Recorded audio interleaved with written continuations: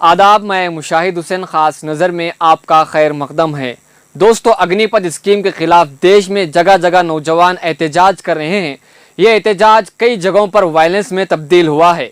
जहां ट्रेनों को रोका गया, कुछ जगहों पर ट्रेनों और रेलवे स्टेशनों में आग लगा दी गई, सड़कों को रोका गया, बसों को साथ तोड़फोड़ किया गया, यानी सरकारी प्रॉपर्टी को बड़े पैमाने पर नुकसान पहुंचाया गया है।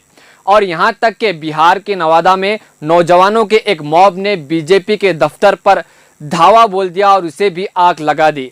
तो यहां पर यह सवाल पैदा होता है कि जो लोग सरकारी इमलाक को नुकसान पहुंचा रहे हैं, जहां बसों, ट्रेनों और गाड़ियों को आग लगा रहे हैं, ये काम करने वाले लोगों पर क्या इनके घर पर बिल्डोजर चलाया जाएगा? क्या गोदी मीडिया में इनको पत्थरबाज और दंगाई बताएगी? क्या इनको गिरफ्तार किया जाएगा?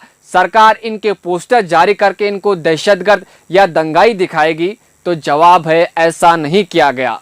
लेकिन दूसरी तरफ जो एहतजाज मुसलमानों ने मुल्क भर में मलून गुस्ताखी रसूल नूपुर शर्मा के खिलाफ किया था, इन पुरअमन एहतजाजों में कुछ जगहों पर वायलेंस, तशद्दुद हुआ। इसके बाद इनके घरों पर बिल्डोजर चलाया गया, इनको मीडिया में दंगाई और मुल्क का दुश्मन कहा गया, इनके पोस्टर रिलीज किए गए ताकि पता चले पत्थरबाज कौन थे। तो नाज़रीन, आप यहाँ देख सकते हैं कि हुकूमत और मीडिया की कैसी दोहरी पॉलिसी है और सिर्फ मुसलमानों के लिए कितनी इनके अंदर नफरत है।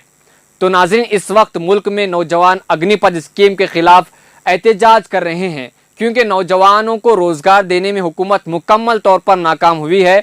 2014 में मोदी सरकार ने हर साल 2 करोड़ रोजगार देने का वादा किया था, लेकिन सरकार के 8 साल बाद भी आज तक कभी 2 करोड़ रोजगार नहीं दिया गया है। तो फौज में भर्ती के लिए नौजवानों को कड़ी मेहनत करनी पड़ती है और ट्रेनिंग लेनी पड़ती है, जब जाकर सिलेक्शन होता है। लेकिन अब अग्निपथ स्कीम के तहत 4 साल के लिए फौज में भर्ती किए जाएंगे।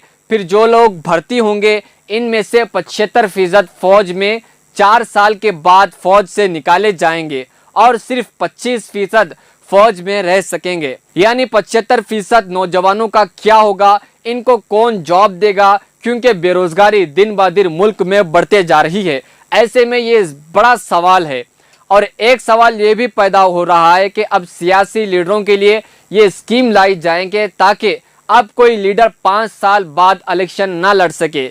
यह कानून पास होना चाहिए ताकि हर नौजवानों को इलेक्शन लड़ने का मौका मिले, क्योंकि नौजवान दिन ब दिन बेरोजगार होते जा रहे हैं। यानी एमपी और एमएलए को भी 5 साल बाद तब्दील किया जाए और इनकी पेंशन और सहूलियत भी बंद की जानी चाहिए। तो नाज़रीन, यहाँ आप देख सकते हैं कि सरकार ने मुल्क की मईशत की ऐसी बदतरीन हालत कर दी है कि फौज को देने के लिए सही तरीके से हुकूमत के पास पैसा भी नहीं है। तो नाज़रीन, मुल्क भर में जगह जगह नौजवान एहतजाज कर रहे हैं। हैदराबाद के सिकंदराबाद रेलवे स्टेशन पर नौजवानों ने आग लगा दी और ट्रेन के बोगी को भी आग में जद कर दिया। तो यहाँ पर कई सारे वाकयात आग के मुल्क भर में देखने में आ रहे हैं। तो ये प्रोटेस्ट आगे बढ़ते जा रहा है और मुल्क में फैलता जा रहा है। तो कई जगहों पर हिंसा, तशद्दुद के वाकयात भी मंजर आम पर आए हैं और बुरी तरीके से नौजवान भी जख्मी हुए हैं। तो ऐसे में हुकूमत को सोचना, समझना और गौर फिक्र करना चाहिए कि ये पॉलिसी अग्निपथ स्कीम बनाई गई है, क्या वो नौजवानों के हक में है या देश के हित में है? इस पर समझने की ज़रूरत है।